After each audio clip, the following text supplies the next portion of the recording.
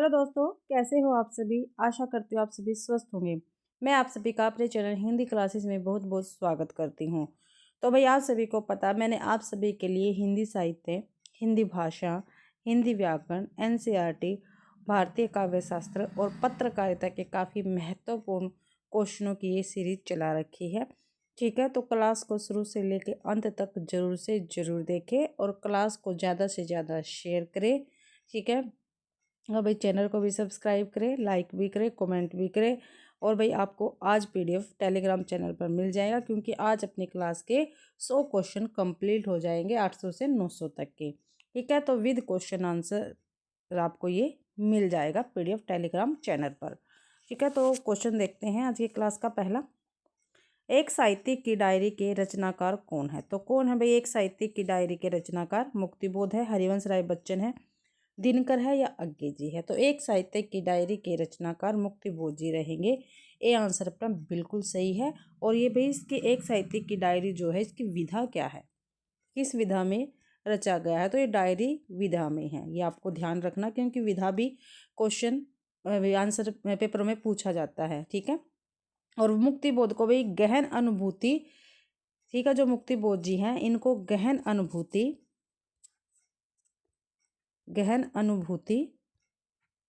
ठीक है, एवं त्रिव इंद्रिय बोध का कवि कहा जाता है। काफ़ी बार पेपर में पूछा गया है। ठीक है, आपको ध्यान रखना है। और दिनकर की डायरी के लेखक कौन है। तो कौन रहेंगे, रामधारी सिंह दिनकर भाई। अगला क्वेश्चन है, निम्नलिखित में से किसको वात्सल्य रस के सम्राट माना जाता है। वात्सल्य रस के सम्राट भाई कौन से कवि को माना जाता है। कबीरदास को, जायसी को, सूरदास को या तुलसीदास को। भाई वात्सल्य रस के सम्राट सूरदास जी को माना जाता है, आपको ध्यान रखना है।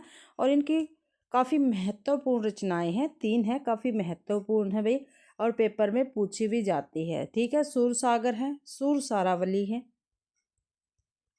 ठीक है, और साहित्य लहरी है।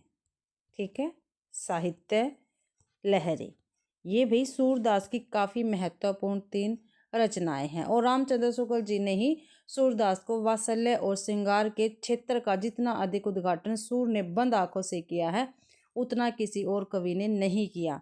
वे इन क्षेत्रों का क्या है, कोना कोना झाँक आए है। ये रामचंद्र शुक्ल जी ने ही सूरदास जी के विषय में कहा। ये आपको कोटेशन याद रखनी है, क्योंकि पेपर में पूछी जाती है। वात्सल्य और श्रृंगार के क्षेत्र का जितना अधिक उद्घाटन सूर ने अपनी बंद आंखों से किया है, किसी और ने नहीं।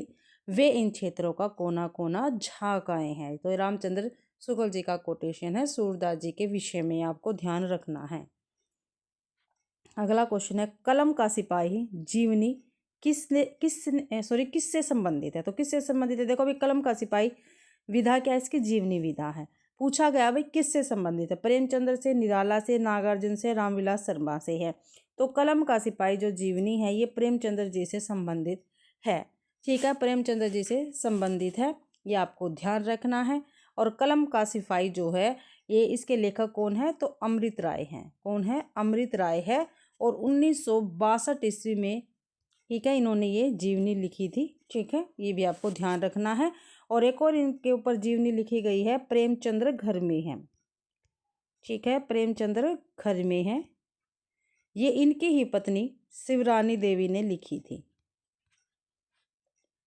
प्रेमचंद्र जी की पत्नी थी शिवरानी देवी, और इन्होंने ही प्रेमचंद्र घर में है ये जीवनी लिखी। और कब लिखी भाई, 1944 ईस्वी में। ये तीनों की तीनों जीवनियाँ पूछी जाती है। और एक जीवनी और लिखी, कलम का मजदूर। ठीक है, कलम का मजदूर, ये भी प्रेमचंद्र जी के जीवनी है, प्रेमचंद्र जी पर। और किसने लिखी, ये मदन गोपाल ने लिखी है। ठीक है, 1964 ईस्वी में। ठीक है, ये तीनों की तीनों जीवनी आपको याद रखनी है। कलम का सिपाही अमृत राय ने 1962 में। ठीक है, प्रेमचंद्र घर में है शिवरानी देवी ने 1944 में। कलम का मजदूर मदन गोपाल ने 1964 में। ठीक है, ये आपको ध्यान रखनी है भाई। अगला क्वेश्चन है, गोरी सोवे सेज पर मुख पर डारे केस पंक्ति किसके द्वारा रचित है। तो गोरी सोवे सेज पर मुख पर डारे केस, ये पंक्ति किसके द्वारा रचित है, घनानंद, विद्यापति, बिहारी या अमीर खुसरो। तो ये भाई अमीर खुसरो की पंक्तियां हैं और ये पंक्तियां अमीर खुसरो ने, जब अमीर खुसरो जी के गुरु का देहांत हो जाता है, मृत्यु हो जाती है, तब ये लिखी थी। ठीक है, और इनके गुरु का क्या नाम है, मैंने काफ़ी बार आपको बताया है, निजामुद्दीन औलिया। क्या है? निजामुद्दीन औलिया भाई। ठीक है, इनकी मृत्यु पर ये पंक्तियां लिखी थी। अगला क्वेश्चन, निर्मल वर्मा कृत चीड़ों पर चांदनी एक डैश है। ठीक है, निर्मल वर्मा जी हैं, लेखक हैं, और इनकी रचना है चीड़ों पर चांदनी। तो ये पूछा गया है, ये यात्रा वृत्तांत है, उपन्यास है, या कहानी है, या जीवनी है। तो भाई ये क्या है? तो भाई ये क्या है? यात्रा वृत्तांत है चीड़ों पर चांदनी, आपको ध्यान रखना है। और निर्मल वर्मा ने यूरोप के दौरे पर इसको लिखा था। ठीक है, जब निर्मल वर्मा जी यूरोप गए थे, तब इन्होंने ये जीवनी लिखी थी, और इसका प्रकाशन 1964 ईस्वी में हुआ था। ये भी आपको ध्यान रखना है भाई। अगला क्वेश्चन है, राम वृक्ष बेनीपुरीकृत माटी की मूर्ति किस विधा की रचना है। ठीक है, माटी की मूर्ति की रचनाकार कौन है? राम वृक्ष बेनीपुरी है। अब यहाँ पे पूछा गया किस विधा से है भैया रचना, तो संस्मरण है, नाटक है, उपन्यास है, या कहानी है। तो भाई माटी की मूर्ति क्या है? एक संस्मरण रहेगा, ये आपको ध्यान रखना है। और इनके काफ़ी महत्वपूर्ण और भी संस्मरण है राम वृक्ष बेनीपुरी के। कौन कौन से हैं? माटी की मूर्ति हो गया, ठीक है, ये 1946 में प्रकाशित हुई थी भाई। ठीक है, फिर इनका है गेहूं और गुलाब, काफ़ी बार पेपर में पूछा गया है। ठीक है, गेहूं और गुलाब, इसका प्रकाशन भाई 1950 ईस्वी में हुआ था। लाल तारा, ठीक है, इसका प्रकाशन 1938 में हुआ था। और एक और इनका संस्मरण है मील के पत्थर, ये आपको ध्यान रखना है। अगला क्वेश्चन है, जायसी की काव्य भाषा थी, तो जायसी की काव्य भाषा क्या थी भाई? अवधी, खड़ी बोली, ब्रज, या राजस्थानी। तो जायसी की भाषा क्या थी? अवधी थी। ये आंसर अपना बिल्कुल सही रहेगा। और जो जायसी जी है, ये निर्गुण भक्ति धारा के प्रेमाश्री शाखा के कवि हैं। ठीक है, कल भी मैंने आपको बताया था, कल की क्लास में। ठीक है, और इनके गुरु का क्या नाम है? सूफी फकीर शेख मोहिद्दीन या मोहिद्दीन। ठीक है, मैंने अभी भी बताया था। और शेर शाह के ये समकालीन थे, ये भी आपको ध्यान रखना है। ठीक है, और अमेठी के निकट जायस में ये रहते थे। ठीक है, जो इनके गुरु है, ठीक है, किसके समकालीन थे, ये आपको ध्यान रखना है। ठीक है, ये आपको ध्यान रखना है भाई। ठीक है, देखो मैंने अभी ऊपर आपको बताया था, जो भाई खुसरो जी है, ठीक है, उनके कवि का उनके गुरु का क्या नाम था? निजामुद्दीन औलिया। और जो ये जायसी है, इनके गुरु का क्या नाम है? सूफी फकीर शेख मोहिद्दीन। ठीक है, याद रखना है। अगला क्वेश्चन है, मित्र संवाद किसके बीच होने वाले पत्रों का संकलन है? काफ़ी बार पेपर में पूछा गया। अभी जो मित्र संवाद है, ठीक है, ये क्या है? पत्र है। ठीक है, पत्रों का संकलन है। किस किस के बीच में पत्राचार हुआ था? तो रामविलास शर्मा और निराला, रामविलास शर्मा और नागार्जुन, रामविलास शर्मा और नामवर सिंह, रामविलास शर्मा और केदारनाथ अग्रवाल। तो डी आंसर बिल्कुल सही रहेगा। रामविलास शर्मा और केदारनाथ अग्रवाल के बीच होने वाले पत्रों का संकलन है मित्र संवाद। ठीक है, और इसका प्रकाशन रामविलास शर्मा ने 1962 ईस्वी में करवाया था।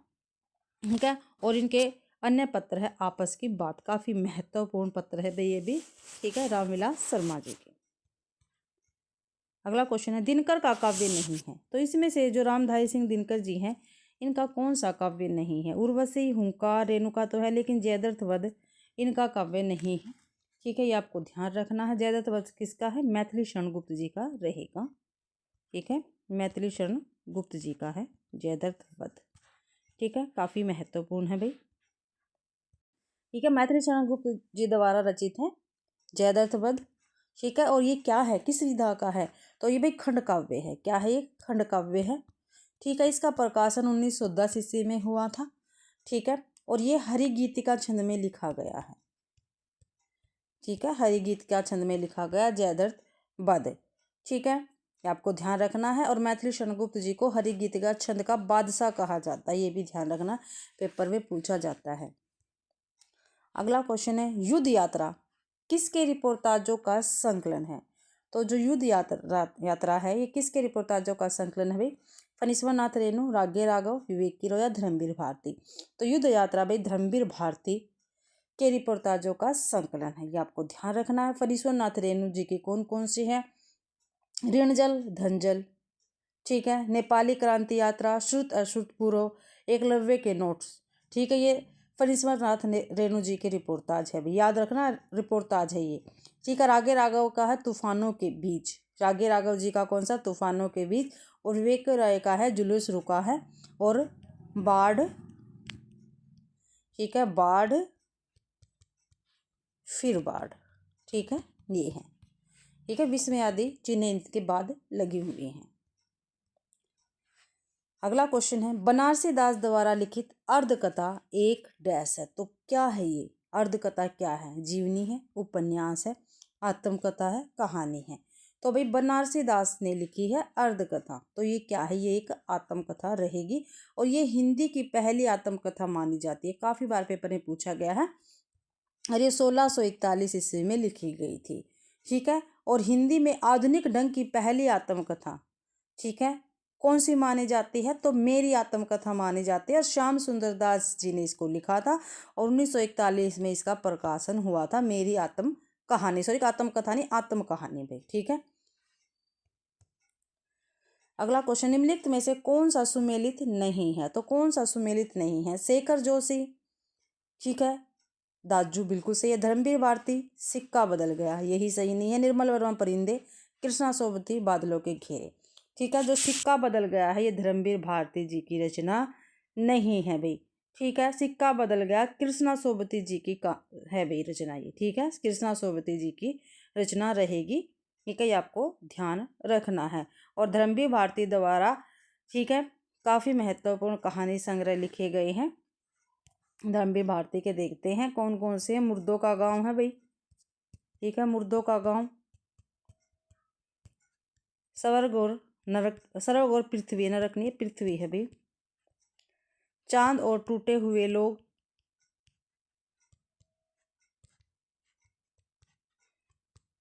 बंद गली का आखिरी मकान, काफी महत्वपूर्ण है धर्मवीर भारती का कहानी संग्रह। और सास की कलम से।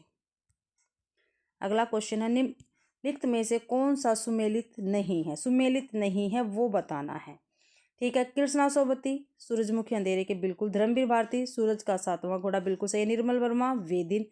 ममता कालिया, आवा, ये क्या है? गलत है। आवा तो चित्रा मुदगल जी का उपन्यास है, ठीक है, ये आपको ध्यान रखना है। और ममता कालिया का ये उपन्यास नहीं है, चित्रा मुदगल जी का ये उपन्यास रहेगा भाई, ठीक है। तो डी आंसर अपना बिल्कुल सही है।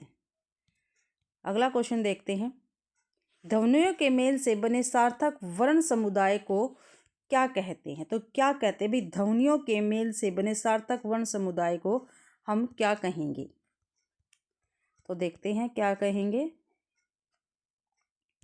वाक्य कहेंगे, अक्षर कहेंगे, उपवाक्य कहेंगे या शब्द कहेंगे? तो भाई वाक्य कहेंगे, ठीक है। सॉरी भाई, सॉरी शब्द कहेंगे भाई, ठीक है, शब्द कहेंगे, ठीक है। ध्वनियों के मेल से बने वर्ण समुदाय को शब्द कहते हैं। शब्द भाषा की सबसे छोटी सार्थक इकाई होती है, ये भी आपको ध्यान रखना है। दो या दो से अधिक वर्णों के सार्थक समूह को शब्द कहते हैं, जबकि दो या दो से अधिक सार्थक पदों का समूह वाक्य कहलाता है, ठीक है, ये ध्यान रखना है। अगला क्वेश्चन, निम्नलिखित में तद्भव शब्द कौन सा है? तद्भव शब्द बताना भाई कौन सा है?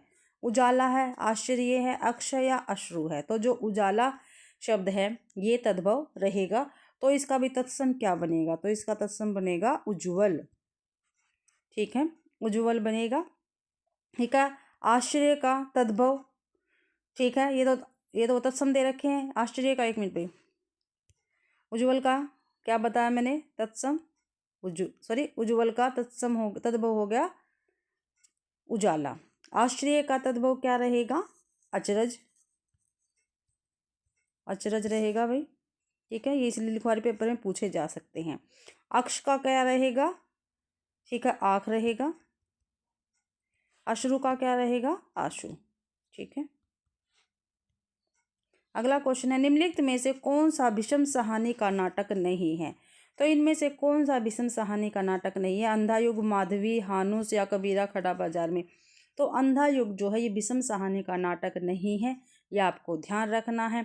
यह धर्मवीर भारती का क्या है? गीति नाट्य है, ठीक है, गीति नाट्य रहेगा धर्मवीर भारती जी का अंधा युग, और जो महाभारत के अंतिम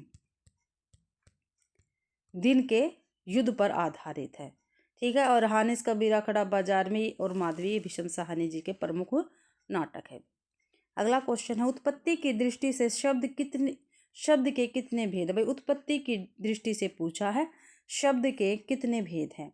तो उत्पत्ति की दृष्टि से शब्द के 5 है, 7 है, 4 या 6 भेद है। तो 4 भेद है भाई उत्पत्ति की दृष्टि से। कौन कौन से? तत्सम, तद्भव, देशज, विदेशज, और विदेशज को ही भाई आगत शब्द भी कह देते हैं। ठीक है, ये आपको ध्यान रखना है। ठीक है, ये तो भाई उत्पत्ति की दृष्टि से शब्द के कितने भेद है? 4 हो गए। और इसके अलावा भाई एक भेद और मान लिया गया है, उसको संकर शब्द कहते हैं, लेकिन हम मानेंगे ही 4 को ही। ठीक है, यह ध्यान रखना है, 4 को ही मानेंगे। ठीक है, तत्सम, तद्भव, देशज और विदेशज को। संकर शब्द कौन से होते हैं? संकर वे शब्द होते हैं जो दो भिन्न भिन्न भाषाओं के शब्द के योग से बनते हैं, उसको संकर शब्द कहते हैं। भारतेंदु द्वारा अनुदित नाटक कौन सा है? तो अनुदित नाटक पूछा भाई कौन सा है जिसका भारतेंदु जी ने अनुवाद किया है? नील देवी है, भारतदशा है, विद्या सुंदर है, वेद की हिंसा, हिंसा न भवती। तो जो विद्या सुंदर है भारतेंदु द्वारा अनुदित नाटक है। ठीक है, और किसका अनुवाद है ये? तो संस्कृत के जो चोर पंचाशिका है, इसका ये अनुवाद रहेगा। ठीक है, सॉरी भाई, जो संस्कृत का चोर पंचाशिका है, इसका तो बंगला विद्यासागर का हिंदी अनुवाद है ये। ठीक है, और हिंदी में सही अर्थ में भारतेंदु हरिश्चंद्र को नाट्य विधा का प्रवर्तक माना जाता है। मौलिक और अनुदित मिलाकर भारतेंदु ने 17 नाटक लिखे हैं। अगला क्वेश्चन, निम्नलिखित में से कौन सा प्रेमचंद्र का उपन्यास नहीं है? गोदान, रंगभूमि, गबन या बाण भट्ट की आत्मकथा। तो बाण भट्ट की आत्मकथा है, ये प्रेमचंद्र जी का उपन्यास नहीं है, बल्कि किसका है? हजारी प्रसाद द्विवेदी जी का रहेगा। किसका है? हजारी प्रसाद द्विवेदी जी का उपन्यास है भैया। ठीक है, और हजारी जी के और उपन्यास कौन कौन से जो काफ़ी महत्वपूर्ण है, पेपर में पूछे जाते हैं? तो चारूचंद्र लेख है भाई, काफ़ी महत्वपूर्ण है। पूर्णवाह है, अनाम दास का पोथा, ये काफ़ी महत्वपूर्ण हजारी प्रसाद द्विवेदी जी के उपन्यास है जो पेपर में पूछे जाते हैं, और ये उपन्यास प्रेमचंद्र जी के रहेंगे। अगला क्वेश्चन है, मेला आंचल मूलतः कैसा उपन्यास है? तो कैसा है? मनोविश्लेषणात्मक, राजनीतिक है, आंचलिक है या ऐतिहासिक है? तो मेला आंचल भाई क्या है? आंचलिक उपन्यास रहेगा। ठीक है, और ये किसका है? इसके लेखक कौन है? तो फणीश्वर नाथ रेणु जी रहेंगे, फणीश्वर नाथ रेणु। ठीक है, ये आपको ध्यान रखना है,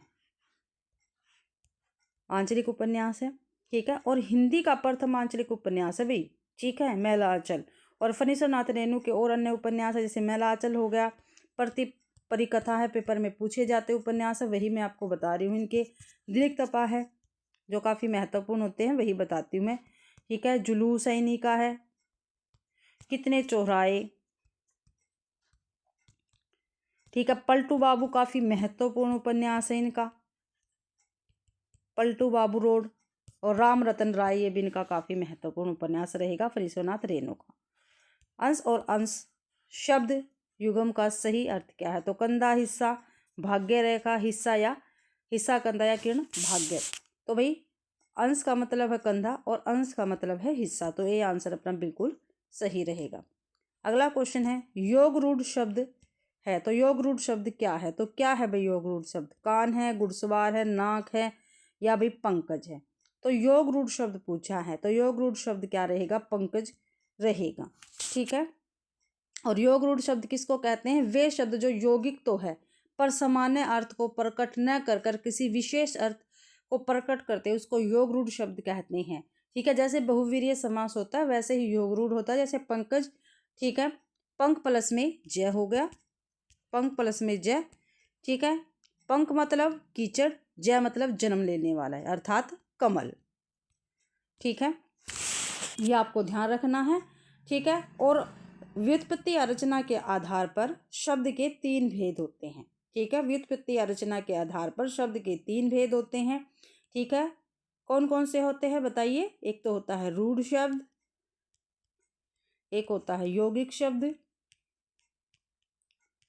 और एक होता है योग रूढ़ शब्द। ये तीन होते हैं भाई, ठीक है। रूढ़ शब्द किसको कहते हैं? जो शब्द किसी अन्य शब्दों के योग से न बने और जिनके सार्थक खंड न हो उसको रूढ़ शब्द कहते हैं। जैसे भाई पेड़ हो गया, ठीक है, घर हो गया, नदी होगी, कान होगी, नाक हो गए, ठीक है। ये किसी के मेल से नहीं बन रहे, इनके कोई सार्थक टुकड़े भी नहीं हो सकते।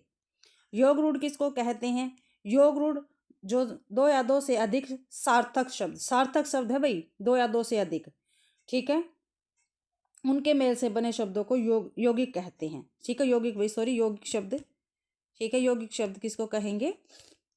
दो या दो से अधिक सार्थक शब्दों के मेल से बने हो और वे यौगिक शब्द कहलाएंगे। जैसे विद्यालय, विद्यालय दो से मिला है, विद्या प्लस में आलय, ठीक है।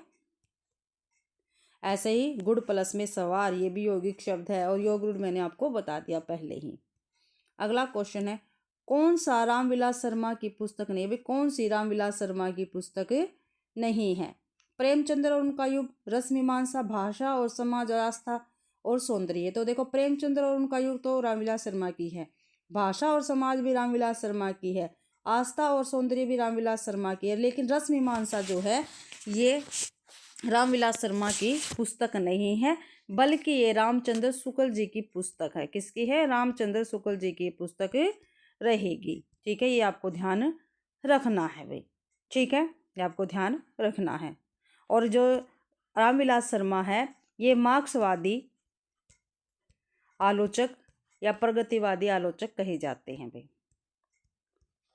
ठीक है। आगे देखते हैं, विचार और वितर्क किसके निबंधों का संग्रह है? तो किसके निबंधों का संग्रह है विचार और वितर्क? मैंने पहले भी आपको बताया, अभी थोड़ी देर पहले भी बताया, रामचंद्र शुक्ल, महावीर प्रसाद द्विवेदी, रामविलास शर्मा या हजारी प्रसाद द्विवेदी। तो विचार और वितर्क हजारी प्रसाद द्विवेदी के निबंधों का संग्रह रहेगा, ठीक है। और इनके अन्य निबंध कौन कौन से हैं? अशोक के फूल, कल्पता, मध्यकालीन धर्म, साधना, विचार प्रभाव, कुटज काफ़ी महत्वपूर्ण है, काफ़ी बार पूछा जाता है, आलोक पर्व भी काफ़ी बार पूछा गया है, और साहित्य सहचर्य, ये हजारी प्रसाद द्विवेदी जी के निबंध हैं। अगला क्वेश्चन है, अग्रगामी का विपरीतार्थक शब्द क्या है? ठीक है, अग्रगामी का विपरीतार्थक शब्द क्या है? तो द्रुतगामी, पश्चगामी, ऊपरीगामी या ऊर्ध्वगामी। तो पश्चगामी रहेगा। क्या भाई? पश्चिमगामी रहेगा। तो इसी के साथ भाई आज की अपनी क्लास कंप्लीट होती है। आशा करती हूँ भाई आप सभी को यह क्लास पसंद आई होगी। अगर आप सभी को क्लास पसंद आती है तो प्लीज़ क्लास को ज़्यादा से ज़्यादा शेयर करें, लाइक करें और कमेंट भी भाई ज़रूर से ज़रूर करें, ठीक है। और चैनल को भी सब्सक्राइब जरूर से ज़रूर करें। आज आपको 100 क्वेश्चनों का जो ये PDF है टेलीग्राम चैनल पर मिल जाएगा। इसमें 800 से लेके 900 तक के क्वेश्चन कवर करवाए हैं मैंने आपको, ठीक है। तो आप सभी का क्लास देखने के लिए बहुत बहुत धन्यवाद।